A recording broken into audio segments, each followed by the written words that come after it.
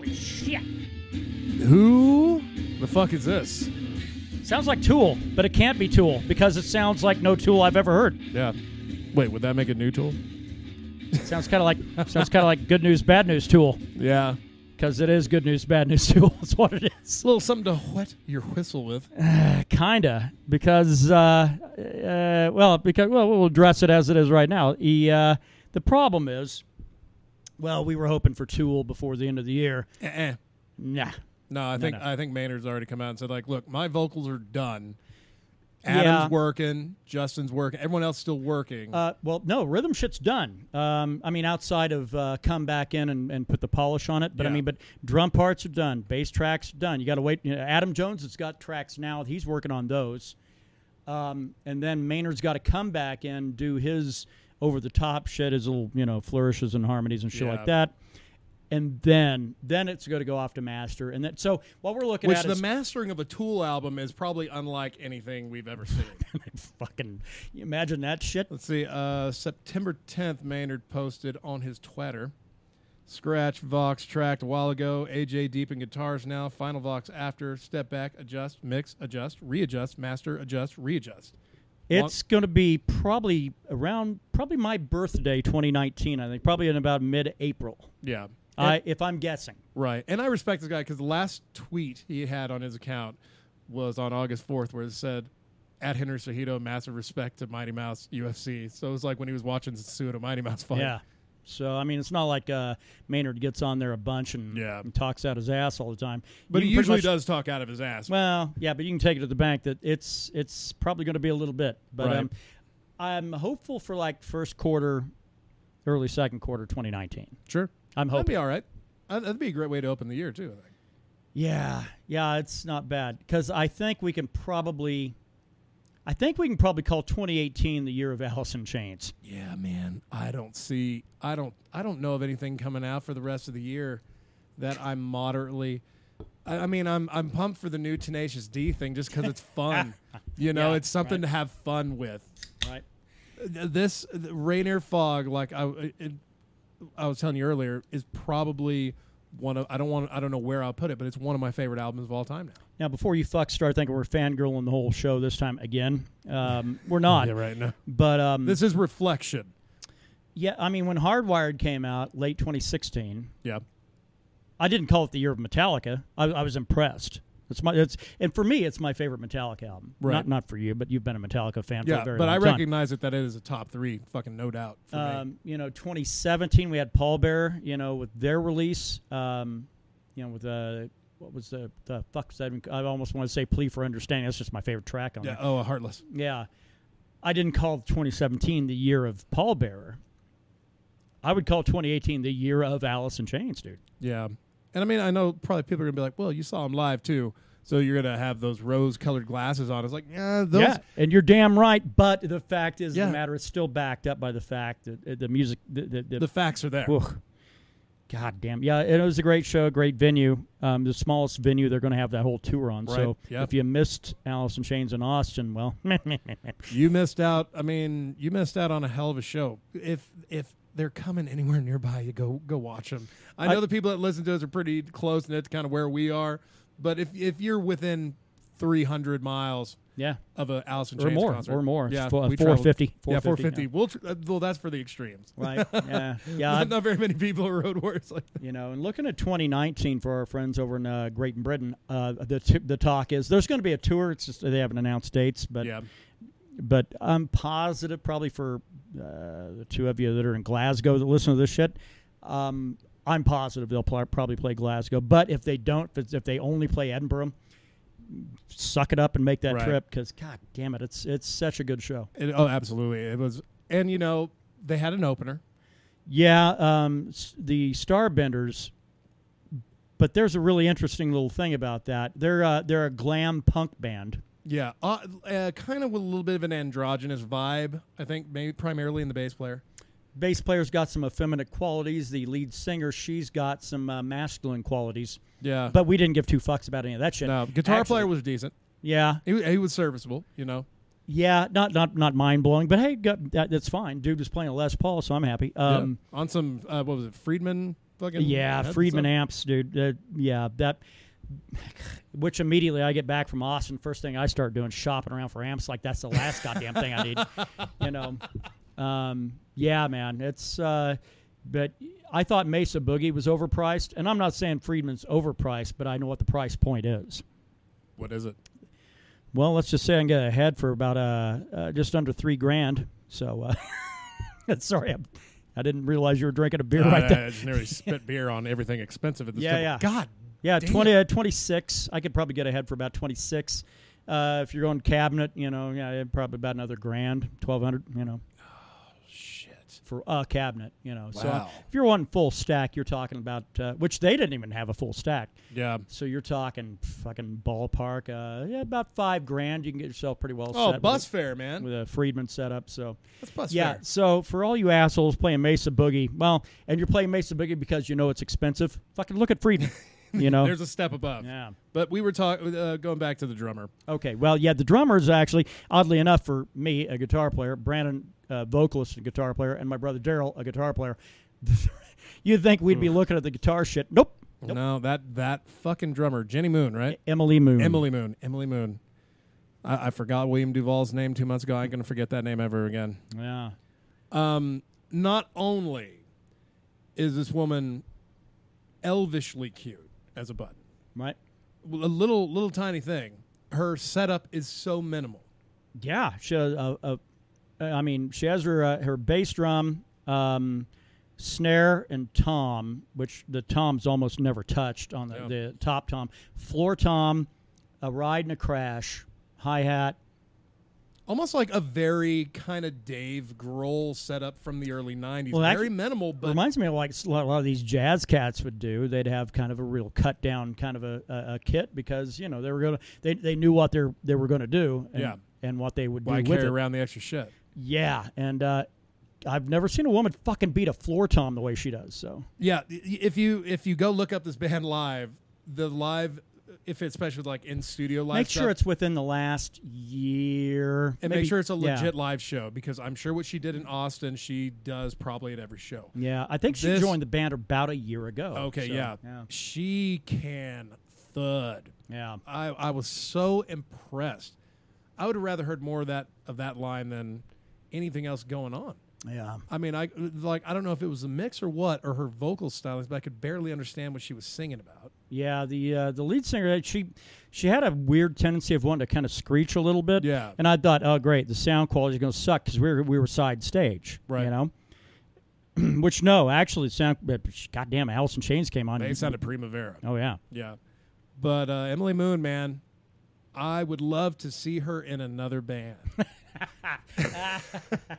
Yeah, just putting it out there that, yeah. I mean, the Starbenders, they were fine. They were a little preachy, a little too much about a message. Yeah, which is kind of their thing, though. I can't really hold it against them. Everything I've ever seen, they always talk about doing charity work, which, fucking awesome. Right on. Apparently, that's like the majority of their shit that they kind of do, and they do empowerment stuff for LGBT people. They do empowerment for kids or whatever. I mean, and advocacy and kind of, it's cool. I dig. But bands like that, and not just them, every band I've ever seen that's kind of really that cut has a tendency to kind of want to get their message out there. And if you're not really on board with the message, it can sound preachy. Yeah. I get it. I dig. And but at the end of the day, that drummer stole the show. Yeah. If you're giving out $50K awards after a concert, she's getting a Performance of the Night award. Yeah. Well, unless you were like front and center, in which case then you probably didn't really see a whole lot of what she was doing. That's really true. Yeah, we got to see her do her work really well. Sean Kinney, most of the time we got to see it, but there was one point where they had one of the light walls like turned in a weird way. Yeah, and blocked out a line of sight. And probably blinded him pretty well because those were some floodlights supreme. Might be the only light that he gets, but yeah, that's he is a pasty motherfucker. Whew. But yeah, it was a great show, and yeah, thank you again, Daryl. By the way, yeah, shout out to Daryl. Yeah, dude, put up with our shit on a Wednesday night. We did the two-parter last week, as you'd heard, and I woke up that first morning without a shirt on. Yeah, I don't. You do some weird shit in the night, but what? Yeah.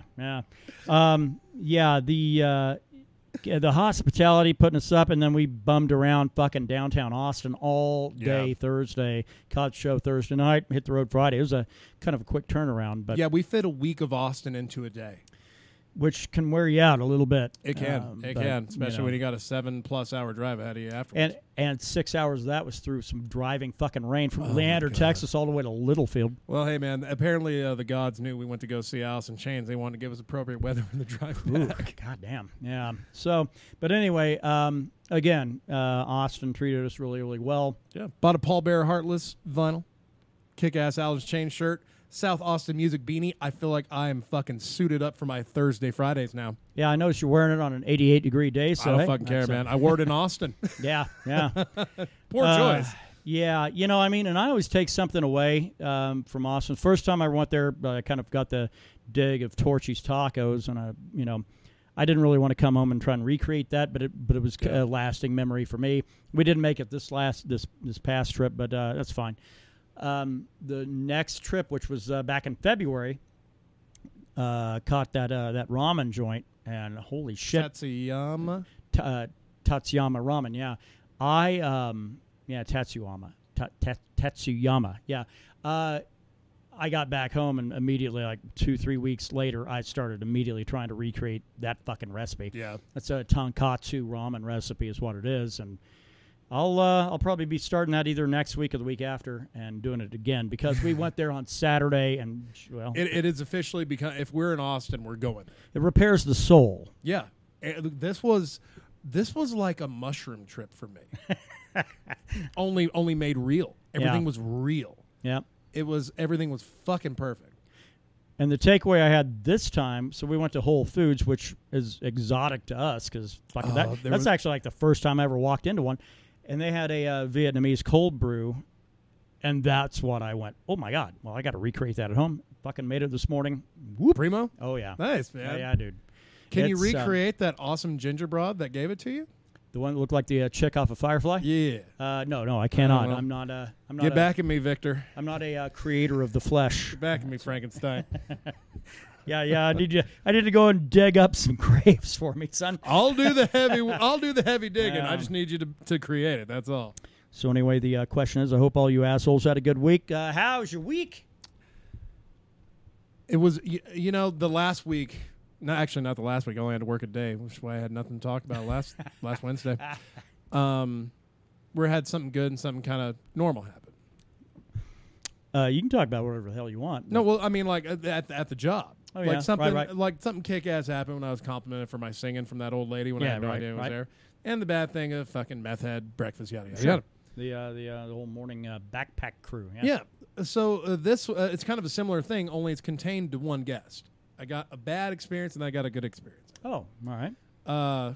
We had this kid, fucking horizontal license, the whole 9 yards, a vertical, I don't know.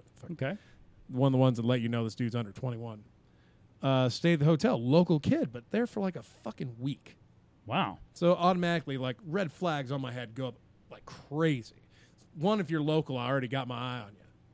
Unless you tell me a sob story how your house burned down or your plumbing don't work. Then I understand why you're here. That's the only reason why you should have a hotel room in where the city you live is if your house don't work. Right. And so I got to talking to this kid. I noticed he never went to sleep. Every night I was there. He was 11 to 7. He was never in bed. So sleeping during the day? Maybe. Was he a fucking vampire? Well, I come to find out after running into him outside on one of my security walk cigarette breaks that kid's currently going to court for fucking felony armed robbery. Oh, okay. Well, there you go. Second degree. So that's for an 18, 19-year-old. That might be a bit of a life fucker. Does the state put him up, or? No, this is his grandmother. Oh, all right. Because apparently the person he armed robbed was his roommate. Well, that's what they say. You can't go home again, and they're fucking right. That's true, especially living in an apartment with another 19-year-old and you got a gun. Yeah. So I hear this, and I'm not thinking like, oh, okay, so I really need to keep my eye on you, motherfucker. Because that's now my mentality at work. I trust nobody. I trust absolutely nobody. Well, yeah. That's a safe way to be. I had, and this is a little extra side story that I won't fucking dally on too long about. I called the cops on a guest. Oh, wow. Because I thought they were doing shady shit. I didn't know they were a guest, though. I saw a pickup come into my little parking lot area real slow-like East L.A. slow-like. Only they weren't jamming any music. Park in the south end of the building where we have kind of the garbage can storage building. Park there for a little bit, and they get out and, like, check some shit out. 5 minutes later, they get back in their pickup and slowly drive off. These motherfuckers are like casing the joint or something. Why would somebody from just staying legitimately in a hotel do weird shit like that? I don't. It's the Super 8 vibe, man. That's the only thing I think it to be. They don't do it at the Holiday Inn down the road. Right. So I call the cops. I'm like, fuck that. No, I'm showing them the tape. Be like, this vehicle was in my parking lot. Keep an eye out for it. It had no reason to be here. Well, yeah, we'll keep an eye out for it. Half hour later, the pickup comes back. I'm like, oh yeah. Calling them cops. Oh, justice is going to be sweet. Right. Then I see him get out of his fucking pickup and use his key to get into the fucking hallway area and go to his room. So I basically called the cops on a guest. You're going to turn out being the little boy that cried wolf. Maybe. I'll be the night auditor that called bullshit. Yeah. But that's the mentality I have now. Well, because, you're not wrong. Yeah, yes. I trust no one. And it's for the benefit of the whole. It's not for my benefit. It's for the benefit of the whole. So I was like, fuck, now I got to keep my eye on a kid that might have robbed someone, might have guns in his room. So my fucking head's going 100 miles an hour. And I'm outside about 3 a.m. fucking jamming Alice in Chains, doing laps in the fucking little front area there, you know? Just 'cause that's kind of how I get my exercise at night. I don't just want to sit there all fucking night atrophying away. And a kid comes out. I didn't know he was out there because I couldn't hear him over the music. And he asked me what I was listening to. I was like, oh, I'm listening to Alice in Chains. And he had vaguely heard of him, but was kind of like digging on it. Right. So I ended up having a 20-minute conversation with this kid about why this album by this particular band is a game changer.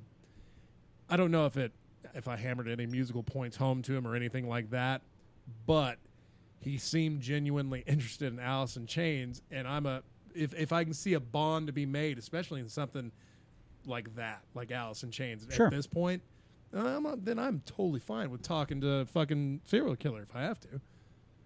But it was pretty cool to talk to someone half my age about a band that was rocking fucking 13 years before he was born. But it still doesn't beat the whole experience we had a week ago today. Right. Well, so you got to talk to an armed robber anyway. Yeah, I got to talk to a potential felonious minor, basically. Yeah. What about you, my friend? God damn, I get back, and I'm immediately just lambasted with work-related duties and shit like that. I almost hate to go on vacation because I know I'm going to have 500 emails I'm going to have to address, and there's going to be a whole lot of shit. People waiting in the wings. They weren't scheduling me for shit because they knew I'd be out, so they kind of kick it down the road a little bit, and that's what everybody does. So suddenly, get back, and it's just old. All that shit waiting for you. It's an avalanche just waiting for me to walk back in the door. Man. But then I also get something really, really cool that looks like a ticket, right? Your mailbox needs attention? Yes. So I ended up getting this piece of shit from the federal government. PS Form 4056, September 1987, because, obviously we don't. I was going to say, that looks like an incredibly outdated little form. 31-year-old form. A 31-year-old form that they're still using at the Portales Post Office. Oh, wow. Telling me I need to cut the weeds down around my mailbox, which is interesting because I tried to do that a couple of years ago, and the old man that owns the property over there begrudgingly told me that he couldn't not let me have my mailbox right there on the corner of the driveway, but that was technically his property, and he didn't want me on his property again. And I get this shit from the postal service. I'm like, well, fuck, something's got to give. And I thought, I don't know, maybe the old bastard died. So I get out there, and I'm pulling weeds and all this other shit. But the weeds are so tall on that property. You're going to throw your fucking back out. Yeah, well, he couldn't have seen me anyway. So, long story short, that's the other thing he's waiting for me. He's like, hey, by the way, we're not going to deliver your goddamn mail anymore unless you get your weeds taken down around your mailbox. Oh, God damn. Which is not even on my property. It's like, well, but I couldn't exactly put it up on my property because, no, they won't come down the driveway, so it's got to be out on the highway. Yeah, same way for my place. Yeah. They delivered ours right off the highway. That's about life. A bunch of dicks. Anyway, yeah, so here's your 1987 little piece of fucking federal paperwork. I bet it smells like an old board game. It smells like desperation because fuck them. And we know that's a stinky cologne. I have got it right just around the mailbox. Yeah, they can put mail in that box, but you, by God, better not have to walk around that mailbox. I'll tell you that right now. Have to check out the rear end. That is not my job. So fucking hell. So anyway, but well, we're going back to Austin tomorrow. So fuck y'all, we're out of here. If only, because I mean, that's going to be the fucking for the Freedom Trail right there. Yeah, man. that's a. I mean, I get a completely different experience out of Vegas. You know, I get a different recharge out of that. The recharge I got from this trip to Austin, while similar to the UFC trip, far more beneficial. Far more. Well, there's something more satisfying, though, with the Alice in Chains tour than the UFC fights. Yeah. I mean, we watch UFC fights all the time. Now, granted, not live, but, sure. You know, and there were some there were an enormous number of putaways on that first round putaways back in February. But still, it still doesn't compare. Yeah, music is something I think we're both really, that's our main shit. Yeah, I would say that's right, because last time I tried a takedown, it's been a long time. Yeah, I didn't only take people down. I'm defending myself. That's what I say in court. Yeah. Now I've pulled guard on a few. That's a different deal. That's a different. Yeah, but anyway, So that's awesome. Definitely the getaway for some fucking great shit like that. Although mentioning Vegas, we'll have to do a trip out there. I think probably next year sometime. Buy some headsets, do a podcast at a blackjack table. Or the Mustang Ranch, I think they call it, right? Oh yeah. Giving some mustache rides to the lady. Yeah. We're live from the whorehouse. That's or maybe not. Anyway, it is the Mead, Metal, and MMA podcast. I hope all you fools are doing great here on what is a Thursday. And you might be saying, why are you doing this thing a day early? Well, again, it goes back to me bitching and complaining. To how's Kevin's week? Yeah, I've got some obligations I've got to do for a particular veterans organization tomorrow. And you just sounded like what's his face from Oh Brother. Yeah, well, I happen to belong to a Satan. No, I was not throwing that one out there necessarily, but it's some duties I have to uphold and all this other shit. And I figured by the time I could get back to the Mead Hall and we could bang out the podcast tomorrow, I'd be done. So, yeah. So as it is, you're getting it on a Thursday, so maybe that's a good thing, maybe not. But nonetheless, hey, if it doesn't convenience you, you just fucking wait till tomorrow and listen to it then. It'll be there ready to go. Yeah. It'll be there for you Friday morning. Mead, Metal, and MMA. We together talk about three of our favorite things, or three of the things we do. Mead, Metal, and MMA. I've been working on a logo, by the way, that we might very well think about a run of shirts. No, right on. Yeah. I don't have a artsy bone in my body. I really don't either, but I know people that kind of do, as long as I can get them to not put fucking New Mexico symbols on everything. Right. So, apparently it's tough for New Mexican artists to do that. I guess. But hey, they got Fiverr.com. Yeah. I haven't checked it out in a long time, but that was just like the site where it's like, hey, here's $5, make me a graphic. Yeah. I mean, this one I could potentially I could probably get off my ass and actually give a shit. Because that's the whole thing. I say, well, I'm not really much of an artist. Yeah, because I try to draw things in about 5 minutes, and that's, right. You get what you get, on time input. 5-minute art, that's right.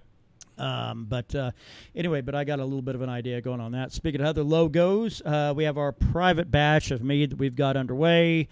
We got the logo for that. Actually, the client might very well be getting us a digitized logo, so we got that going for us. It'd be easier to tinker with. Yeah, logo would be a lot easier for the label, But speaking of which, that batch, it's now. Are we coming up on 3 weeks? No, 2 weeks. 2 weeks, yeah. Yeah, we're coming up on 2 weeks.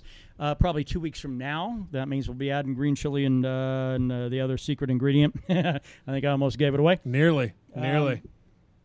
But it's obviously going to be green chili. I think I mentioned that on the podcast previously. But we'll be doing that one. But it is a specialized boutique batch. If you're interested, we can certainly do it. You got a I don't know, bris coming up, or bar mitzvah, quinceañera, Did your or whatever. divorce go through? Well, give us a call. Yeah, now minimum case order, but we'll do what we can do, and it's actually pretty affordable if you count by per bottle price. And I think it makes you look kick ass in front of your friends. Yeah. You know.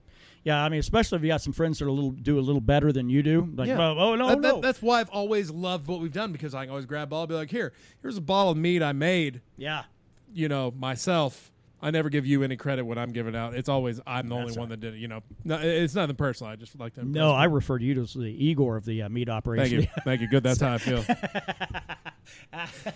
It's so cool to be able to, especially if you get a case with us, we can make that label any way you want. Have it say whatever you want. Right. Short of racial slurs or the like. Well, yeah, we'll draw a line on certain things. But we can, we have a limited ability of graphic design, but we've done pretty well so far, I think. So far, so good. Yeah. Whatever you want. Yeah. But that's really kind of it for right now. We still that's the only batch we have underway, because we still have inventory, which means we're getting close to the final quarter of the year. We've got bottles remaining. Get hold of us. Absolutely. We can help you out with our existing. And hey, by the way, the more time that goes by, the better some of our bottles get. We have like 2 Holly King remaining, and that's going to be hitting 2 years soon. So those might actually be a little bit of a premium. Thanks to waiting around long enough, we can hook you up, but you're going to be paying a premium. Well, even our batch of Troublemaker we started last week of December last year. Right. God, we'll probably still have bottles at the anniversary of that creation. Yeah. Well, we got long ships. It was started, I think, a year ago already, or close to it. We've got some stock. Right. So, and we got pretty decent variety. Right. Now granted, we will probably be starting a batch here in the coming month, I think, probably. One of our normal batches, but yeah, that's what we have going on with that. That's good enough for mead. What you got for metal? Well, there was a band put out an album a couple weeks ago. They were in Austin. They were really cool, and we saw them live. I'm done. What else do you want to talk about? Let's move on to MMA. No, I mean, I wish. That's really how I feel inside, though. Just running down the list stuff. Paul Bear has put out a cover of Pink Floyd's Run Like Hell. This is going to be on a tribute album, a doom stoner metal compilation. Sounds pretty dope. Folks like the Melvins on there. I got to hear about 3 minutes of this before I had to be swept away to a dinner date, and I really dug it. Now, I saw it on Revolver's website, and they're selling it as it might be better than the original, which is, of course, bullshit. That's not true. But if you're a Paul Bearer fan, if you're a doom metal fan, they put a great take on it. There's the beginning. There's a lot of action, but you're still going to get your Paul Bearer groove doom in there.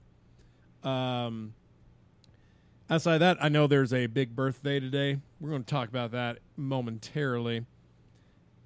Let's see here. I'm currently combing through the Metal Injection website. Should we probably point out that the Angry Ginger turns 57 today? That's right. Well, when I woke up, I felt a little pissed. And Dave Mustaine, what? Yeah, I didn't even know it was his birthday, but I know I woke up angry. God, that fucking guy, man. I don't know if that's his official nickname, but that's what I call him, because every goddamn photo I see him in, the dude looks... He has that perpetual I've sucked on a lemon face. Yeah, it looks like he's ready to trash somebody's shit for parking in front of his house. There's a video of him talking about Rust in Peace, which in my opinion is probably Megadeth's greatest album. Wow. Followed closely by probably Countdown to Extinction, which I'm picking technically 90s Megadeth. Yeah. Because Rust in Peace came out in 90. It was recorded in 89, but it came out in 90. Right. And Countdown to Extinction came out in 94, but Countdown is probably their most commercially successful album ever. Yeah, that's true. That's true. That's like the Dirt for those guys. So, yeah, it's...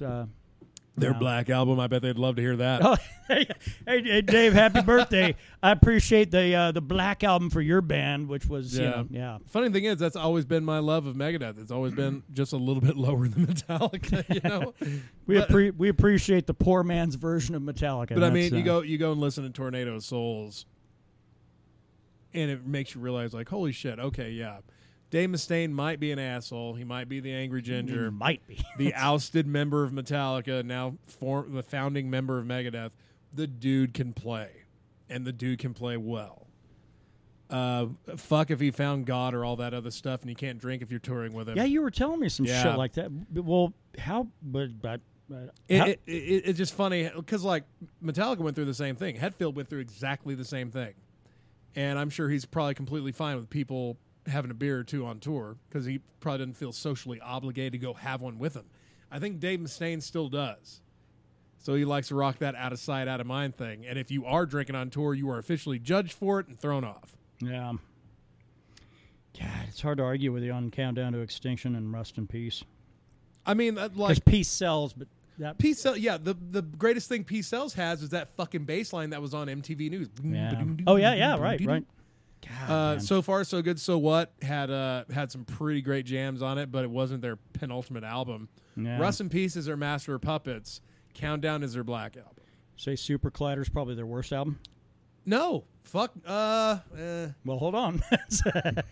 I mean, no. Risk. Risk is their worst album ever. Okay. All right. Risk is their worst, and they acknowledge that because that's why they named it Risk. Okay. They realized the album they were making. That was their load reload. Yeah. Only had no charm whatsoever. Right. Like their biggest track on that album was a song they wrote for Universal Soldier movie. Jesus. Yeah. Goldberg from professional wrestling fame used it as his entrance because he was in the movie. Well, why not? Yeah, shit. Free, you get the song for free for a month. Why not? Goddamn. As far as everything else music goes, there's really not. Fred Durst is getting a divorce. There's that. Well, couldn't have happened to a nicer guy. What? A divorce from a guy in a metal band? Oh well. Isn't that weird? Let's see if we got a decent. Tupac Shakur died today. Yeah. After being in the hospital for like a week. I was going to say he got shot. He got shot like a week ago today. Yeah, and then he was in the hospital like 6 days, then perished. But yeah, at least as far as popular theory goes, because some people claim he's hanging out with Elvis, and Yeah, that's true. They had that whole thing like Machiavelli, where they were like new music from Tupac was coming out after he had died. Well, because the dude had done so much studio shit. They had hours and hours and hours of his nonsense, which, look, if you're a Tupac fan, I'm sorry, but for me it's nonsense. And they were able to roll some of that out. They're putting out fucking music from that guy years and years later. Yeah. And people just took it like he was still around. Yeah. Like, because it's like clearly he could not have done this much in the studio. Yeah, he can. Yeah, he can. Yeah, I mean, there's a Nickelback song that has a Dimebag Darrell guitar solo on it. Right. Called Bullet Rye Whiskey? No, it's not. No, I think that's why I woke up without a shirt on the next one. I can't fucking remember the name of it, but it's a Nickelback song with a Dimebag fucking solo on it. Okay. The solo's great. The song is Nickelback. Well, yeah. But it's mom rock. But people can make music after they've died. Look at Michael Jackson. Sure. Look at John Lennon. I mean, shit, that dude's put out, I think, 2 albums of brand new material since he's passed away. Yeah, if you've done a lot of extensive shit in studio, yeah, man, there's going to be a lot of throwaway tracks that turn into not being throwaway tracks. Once you died, people go, "Holy shit, this is solid gold." As far as birthday goes, there's actually a few decent ones here. We got Joni Sledge. Guess what band he was from? Sister Sledge. Yep. Yeah. Born in 1956, died last year. Natural causes at age 60. Wow. Is that possible these days? Can you call natural causes at 60? If you don't have proper access to healthcare and shit, yeah, maybe. Ringo Starr's son, Zach Starkey, born on this day in 1965. Tim Ripper Owens, born today in 1967, replacing the guy who replaced Rob Halford and Judas Priest. Right. And then went on to have a far better career in Iced Earth. That's where he belonged. Right. Fiona Apple. I was just talking about this gal a couple weeks ago. Right. As far as like an underrated singer from the 90s that you don't hear about anymore. No, it's because fucking one-hit wonders in the 90s were pretty she common put out that album Title that had Criminal on it, and people are just like, oh my God, here's this 80-pound little girl in her underwear fucking singing songs and music videos. Yeah, it was a really big, a lot of pederast kind of Duggar shit. Oh, fuck there yeah. in the Well, 90s, this is around the Britney Spears era, so, Right. If you were patrolling the Walmart CD section, you weren't the only one. You saw an 80-year-old man over there in a trench coat. I mean, unless you want to gush about Alice in Chains some more, which I'm totally fine with. I think everybody probably fucking stop listening to this podcast if we did. Probably. We can move on to the MMA portion of the podcast. Yeah, which, we actually had a card last Saturday. Yeah, not the best. We went ahead and did a buy on that one, which is okay. But I'm glad we did. I guess. Now, it's hard for me to separate the fact that I didn't care for the way some things went on that from the fact of whether it was a good card or not. To start at the top, Tyron Woodley defended his belt against Darren Till. I had a big problem. There were a couple of fights that were really big. I did not expect the favorite to come out just throwing. Well, dude, we kind of got the Tyron Woodley of old. Yeah. Yeah, not the tentative one that fought, Stephen Thompson twice and right. Maya once. Right. We got the Tyron Woodley that looks like he could probably fucking murder anybody at 170. Right. And that was good. As a human being, it's still kind of tough to be a fan of his because he thinks he's the greatest welterweight of all time in a division that GSP is still active in. Sure. But it was good to see him get in there, get his hands dirty, and actually fucking get the submission win. Claudia Gadelha came out throwing against Karolina Kowalkiewicz. You had some comments about this girl, and I can't argue. I really can't. How are you that muscle-bound at 115? She's humongous. Everybody's talking about it. It's like, holy shit, did you see that big knockout? That's the first time we've seen a knockout like that at 115. The chick looked like, how are you stacked like that at 115? She has a cyborg body at 115. And the Brazilians are the ones that are doing this, by the way. I mean, I know that I have a tendency of being a little conspiracy theorist when it comes to some of the UFC shit that we see. Has somebody got one over on USADA? Because we're seeing a very regular thing. Cyborg at 145, that bitch is 200 come fight day. But she also has that exemption where she can use that diuretic.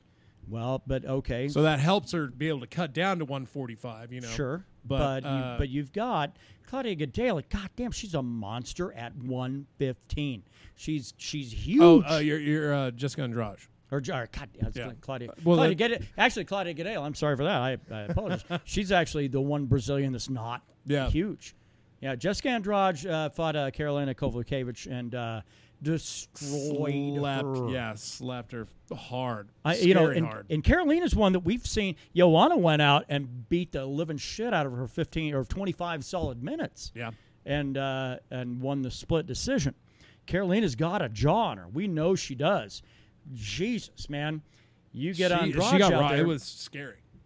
Andrade came out and laid her out, put her to sleep. I mean, how do they do that at 115? We've talked about it that, you don't see that unless your name's Joanna. I mean, really. And even lately, Joanna hasn't really been finishing people. She's looked dominant for 25 minutes, but she hasn't really been putting the finishing touches on. That's the whole thing, too. I would point out, because the inertia is not there. They're not muscle-bound and throwing a lot of inertia behind that.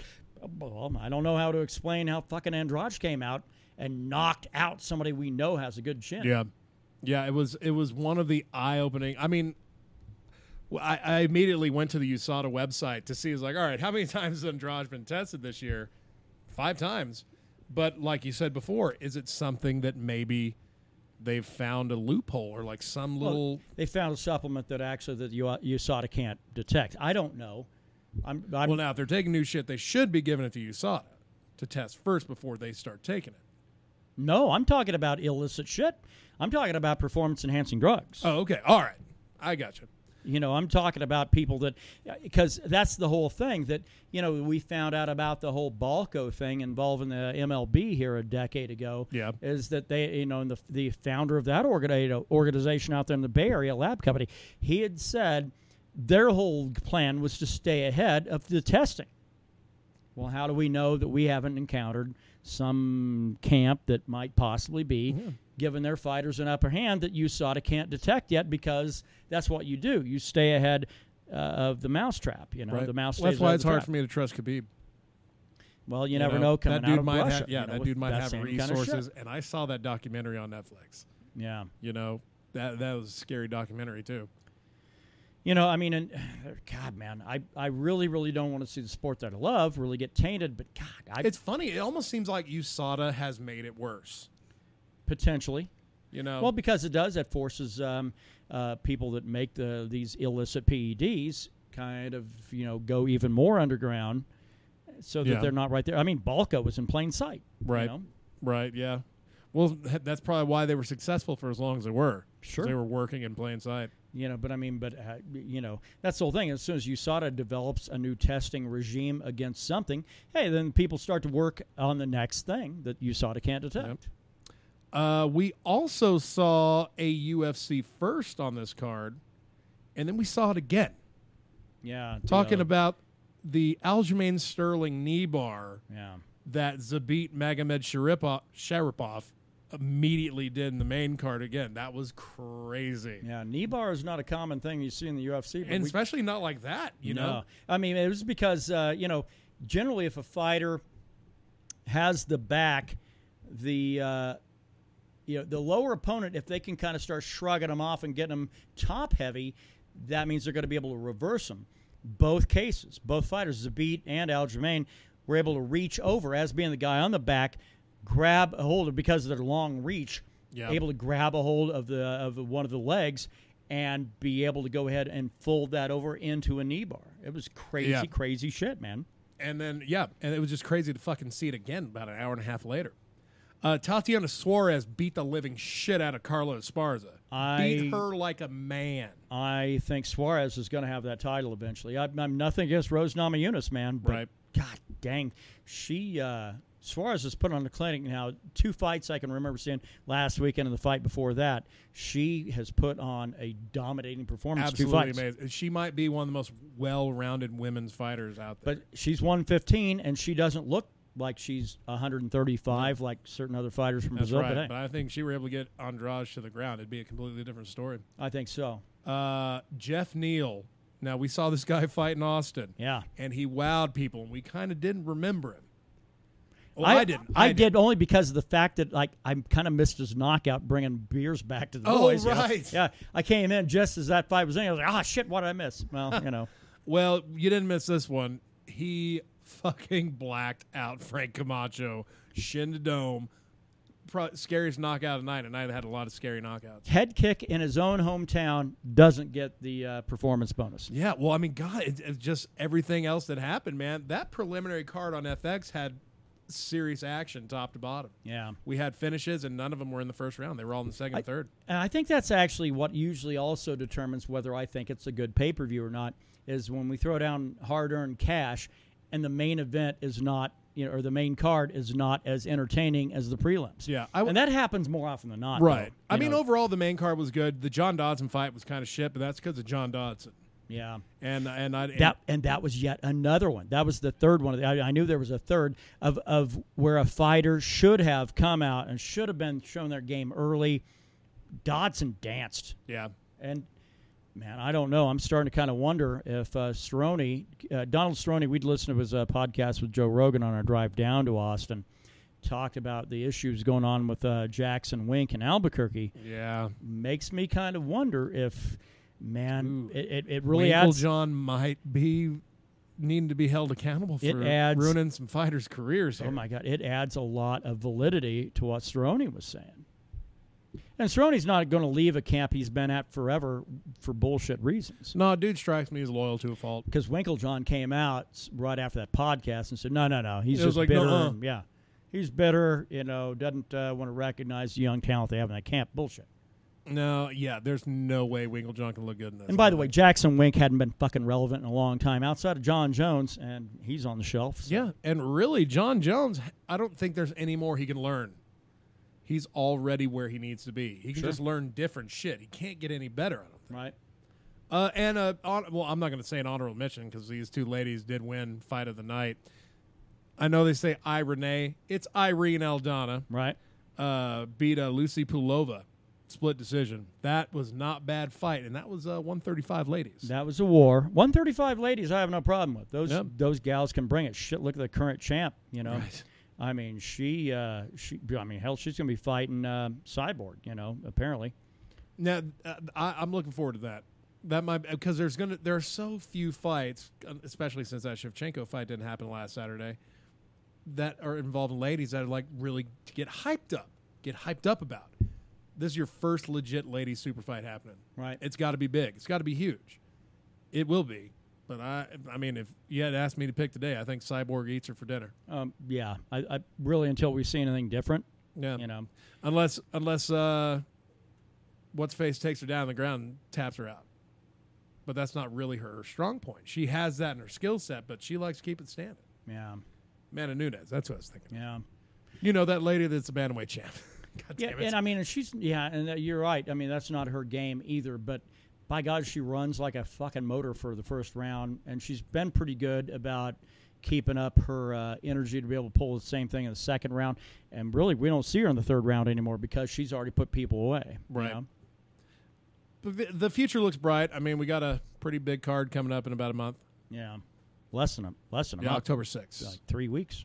Yeah. I think they have their first press conference like 2 weeks before the fights. And the funny thing is, I used to look forward to those. I'm going to probably try to avoid this one. I don't really care about the hype. I don't care about the bullshit. I'm going to buy the fight. There's no two ways about it anyway. They're not. Sure. Oh, yeah, I'm already sold. I'm not the person they're trying to sell that fight to. They're trying to hit the casual fan. I don't care. I don't want to hear unless there's some hilarious Conor McGregor shit because Which I think I can appreciate good comedy as much as the next guy. This guy is slamming the dude's dad. Oh, good. For like on an ethnic level, not a racial level, but like I wish I like can't. when he had said he was going to burn down all the favelas when he was fighting Jose Aldo. It was in that same vein. Yes, yes. Like Khabib's dad had helped out like Albanians or something, and Dagestanis would never do that. Right. Like he was calling him out on his blood, and that's really something we've never seen. But that's half Conor's Call him game. out on a stupid facial hair. Who the hell grows a chin strap, beard, and no mustache? Apparently, everybody from Dagestan. Everybody from Dagestan. Women and men from Dagestan pulling that shit. Like, yeah, that's a classy look. Man. So, ladies, take off the yoke, stop plowing the field, and and stop that weird chin strap thing going on. Yeah, we're all about. Oh, by the way, speaking of women, did you catch anything that Norman Donald's been going through the past couple of days? Apparently, he made some joke that in this day and age, apparently on the mainstream kind of shit on late night TV, you can't say. I don't know. Yeah, well, he'd actually stood up for Roseanne and Louis C.K. in an interview, and of course got lambasted and dragged. No, yeah, that's right, because you can't defend if the public eye on Twitter decides that you deserve no mercy, you can't very well support those people, and you won't get any. I mean, I understood his comments. It's like, especially like the Louis C.K. thing.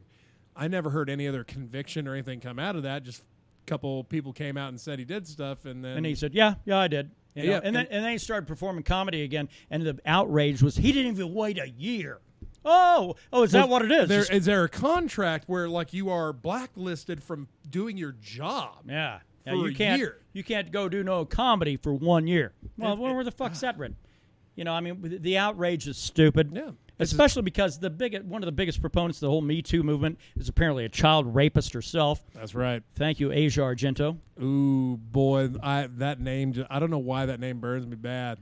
Well, because there's also hypocrisy always burns me bad. Yeah, and there's also some supposition she probably might have drove out Anthony Bourdain to some shit. Who knows? I don't know. I might have said that on a podcast a couple weeks ago.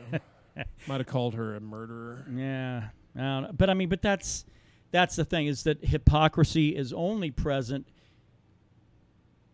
Well, we know what the demographic is, and nobody else can be accused of it. So yeah, all right. And you can't defend yourself either. No, you just gotta fucking take it and apparently suck it be up gone for a year. And apparently you have to disappear for 1 year, and then you can return. So when does Michael Richards get to come back? That's well, I mean, but that's the exact point. You can't. I think the 1 year thing's bullshit because people saying that all they're going to do is fucking well, you should wait 2 years.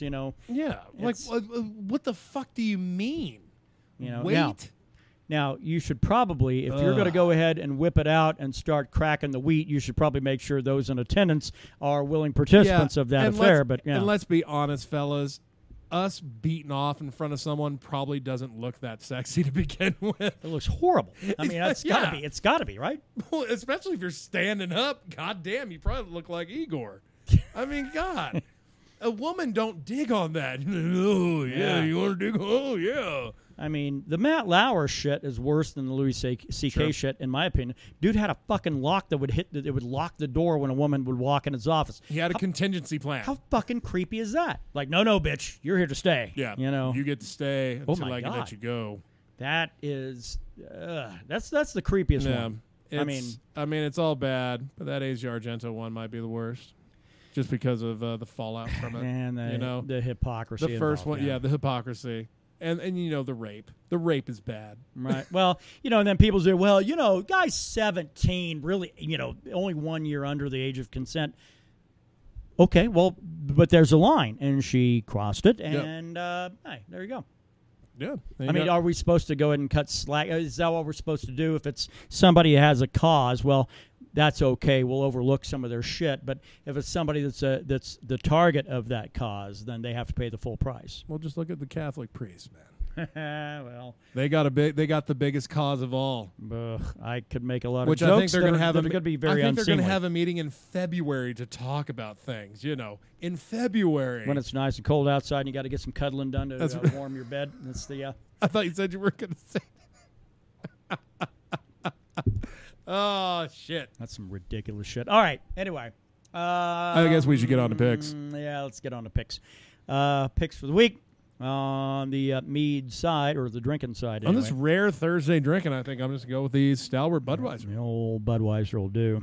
And I finished off the Mickey's Big Mouth last night. So God damn it. Yeah. Tastes like cream soda. It's kind of half disgusting, half delicious. Let's see. On to the metal side of things. Actually, there's it's a really cool video.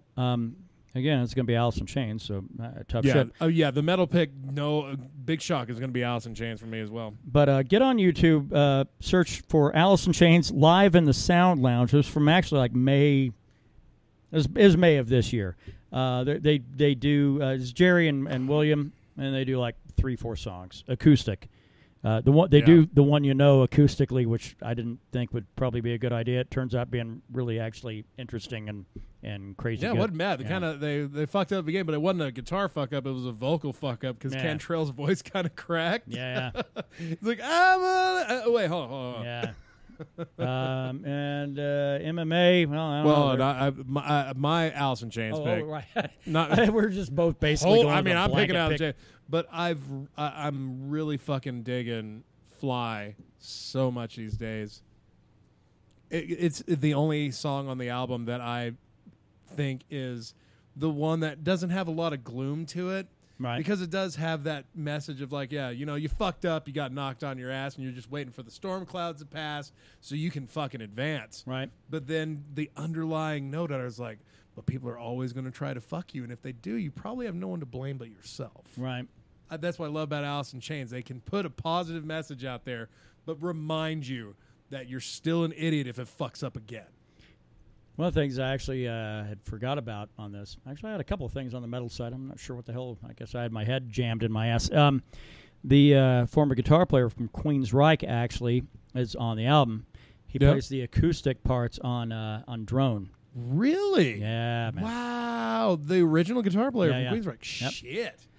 Forgot the dude's name, but Jerry Cantrell was talking about dude would come down. He came down to the studio while they were working on some stuff, and Jerry'd say, "Hey man, I'd really like to have you on this album." And he's like, "Oh, what do you want me to do?" And Jerry's like, I don't know, man. I just need you to do something. I mean, I just want you to be a part of this. And he came back again the next day or the day after that or whatever. And wow. Yeah. And so the acoustic parts on that, and they're really hard to hear because it's so layered. Right. It's usually right in front of the chorus. But yeah, that's the guy's name. Chris DeGarmo. Yeah. Wow, that is fucking awesome, dude. I would have never pegged Jerry Cantrell as a Queensryche fan. Yeah, man. Yeah, from a long time back. Holy shit. Yeah. Oh, that's awesome. One of the new releases coming out tomorrow, by the way, because it's hard for us to do new release day today. If you're a Blind Guardian fan, it's great because it's the Blind Guardian reissue day about everything. Yeah, if you're a new Blind Guardian fan, everything they've done is going to be basically released tomorrow. I'm a big Blind Guardian fan. I would probably renew my copy of Nightfall and Middle Earth. There you go. Their fucking Tolkien concept album. It's amazing. Yeah, I don't know if that's because they're okay. Or are they just doing like the first 4? They're doing Battalions of Fear, Follow the Blind, Somewhere Far Beyond, Tales from the Twilight World. Those 4. Oh, those 4. Damn it. Okay. Sorry, dude. Well, yeah. I thought, wait a minute, I don't recognize that one. But yeah. But one of the bands that will is Soen. We'd kind of introduced them about 6 months ago on this podcast. But it's only kind of new. And the reason I say that is because the fact that it's a revisit. It's Lycaia revisited. You might remember that one was actually one of the studio records. Well, the revisited is a live record. They're doing the whole album in its entirety. Yep. Really cool. So anyway, I'm actually happy just to hear they're still active. Yeah. Well, that's what we're going to walk out the show with on that one. So. I think we got all our picks in for the week. Except for MMA. There are, I got Mark Hunt. Oh, wait, that's right. We do have fights. But but it's on a Saturday Russia. Afternoon, man. Yeah. Mark Hunt's fighting in a bunch of other Russian dudes. Yeah, and I got Mark Hunt, and I think he might retire afterwards. Yeah, he's going to be fighting Alexei Olenek, and Olenek might retire him, unfortunately. But yeah, the first time in my life, I'm going to root for Mark Hunt. So, second time. I'm just picking Mark Hunt because that dude got me back in MMA. Yeah. So I'm on the fan wagon until he shuts it down. All right, fair enough. All right, well, that's it. That's it. Maybe a lackluster fucking podcast, but hey, that's all right. That's shit. What we do. We can fill another hour just glowing about fucking Alice in Chains and all our theory if you want. If we want to drive away the rest of the listeners, yeah, sure. Yeah, well, do that. I'm all in it for me. All right, so in Lucidity is what we're closing out with live in Rome off of the Revisited. And other than that, hope you heathens have a great week. We'll fucking try to get back on fucking normal schedule maybe next week, maybe. And have a good week. We love you. Yeah. Go buy Alice in Chains' new album. Indeed. See you next week.